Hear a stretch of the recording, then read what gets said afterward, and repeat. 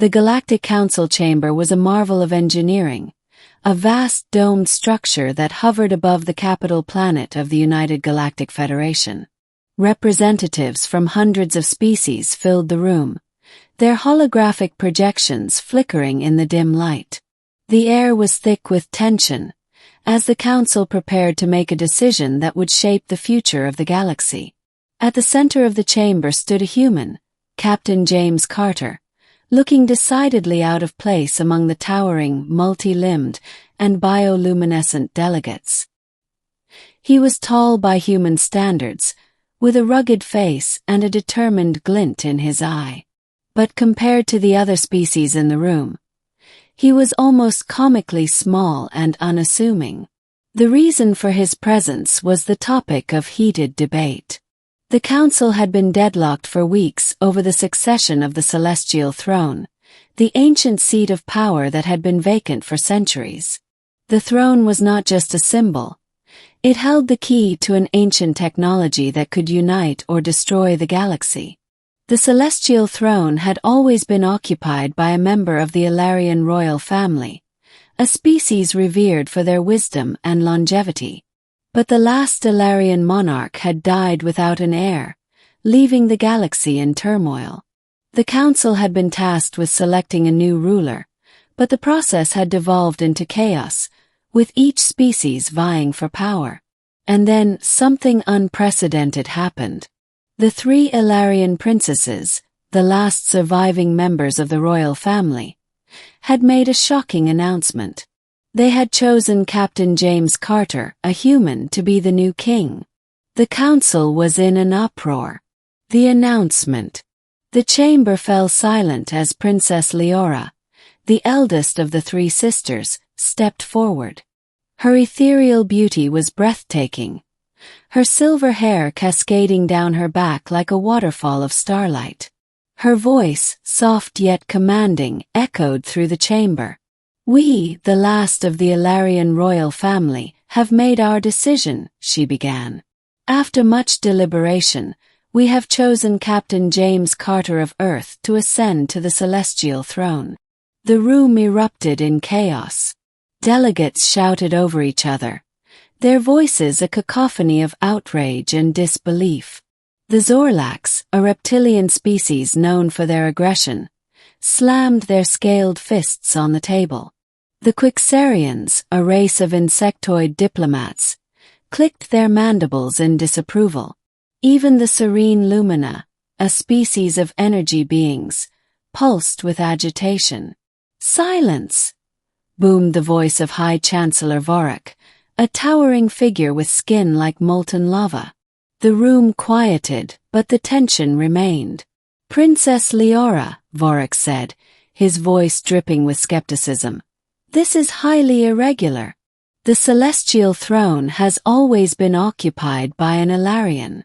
Why would you choose a human, a species so young and inexperienced?" Princess Leora's gaze was steady. "We have our reasons," she replied. "Captain Carter has demonstrated qualities that we believe are essential for the future of the galaxy. He is brave, compassionate, and possesses a unique perspective that we believe will benefit all species." Captain Carter, who had been standing quietly, cleared his throat. "With all due respect, High Chancellor," he said, "I didn't ask for this. But if the princesses believe I can make a difference, then I'll do my best to honor their trust." The room buzzed with murmurs. Some delegates were intrigued, while others were openly hostile. The Zorlak ambassador, a hulking figure with a voice like grinding rocks, stood up. "This is an insult," he roared. "A human cannot possibly understand the complexities of galactic politics. The Celestial Throne should go to a species with a proven track record of leadership." Princess Leora raised a hand, and the room fell silent once more. "The decision has been made," she said firmly. "Captain Carter will undergo the rite of ascension, and he will take his place on the Celestial Throne." The rite of ascension. The rite of ascension was an ancient ritual, steeped in tradition and mystery. It was said that only those worthy of the celestial throne could complete it. Many had tried and failed, their minds shattered by the ordeal. Captain Carter stood in the center of the Ascension Chamber, a circular room filled with swirling energy. The three princesses stood around him, their hands raised as they chanted in an ancient tongue. The air crackled with power, and Carter felt a strange sensation, as if his very soul was being pulled apart and reassembled. Images flashed before his eyes, visions of the past, present, and future. He saw the rise and fall of civilizations, the birth and death of stars. He felt the pain and joy of countless beings, their hopes and fears merging with his own. And then it was over. Carter opened his eyes, feeling a profound sense of clarity. He looked at the princesses, who were smiling at him with a mixture of pride and relief.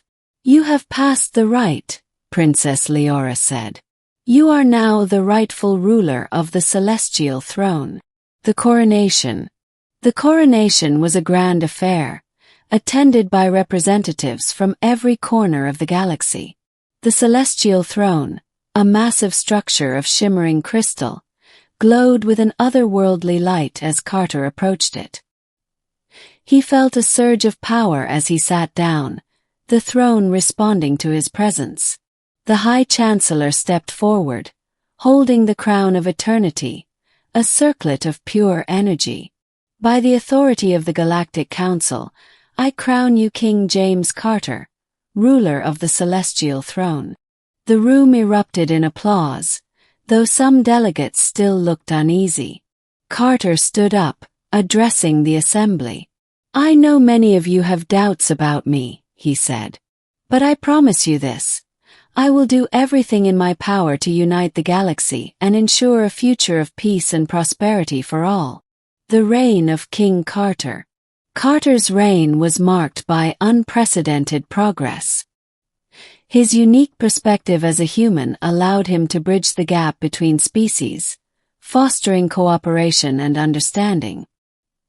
He implemented reforms that benefited the less privileged, and his bravery in the face of danger earned him the respect of even his harshest critics.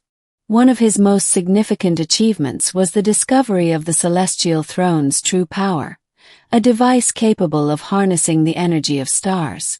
Carter used this technology to create a network of energy stations, providing clean and limitless power to the entire galaxy. But his reign was not without challenges. The Zorlax, still resentful of his ascension, launched a rebellion. Carter led the charge against them not with violence but with diplomacy. He met with their leaders, listening to their grievances and addressing their concerns. In the end, the Zorlax agreed to join the Federation, becoming one of its most loyal members. The legacy. Years passed, and Carter's reign became the stuff of legend. The galaxy prospered under his rule, and the celestial throne became a symbol of unity and hope. The three Ilarian princesses, who had become his closest advisors, watched with pride as he fulfilled the promise they had seen in him. As Carter grew older, he began to prepare for his successor. He knew that the galaxy would need a strong leader to continue his work. In a surprising move, he chose a young Quixarian diplomat, who had shown remarkable wisdom and compassion.